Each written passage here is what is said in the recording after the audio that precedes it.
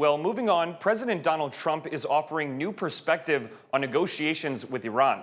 This comes as Iran issues new conditions it wants the U.S. to meet in order to reopen the Strait of Hormuz. Those demands, some experts say, are non-starters. Maddie Gannon has our coverage in Washington. We're starting a new week in the war between the U.S. and Iran with fresh insight into President Donald Trump's thinking about the conflict.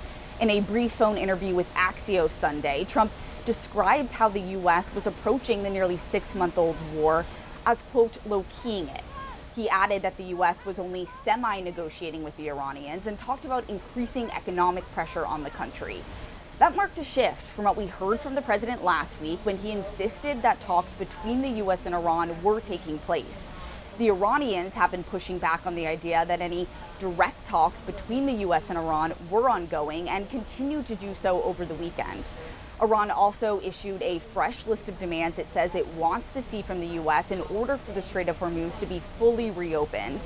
That includes an end to the war, the U.S. ending its naval blockade on Iranian ports, removing forces from the area around Iran, and the U.S. compensating Iran for war damages.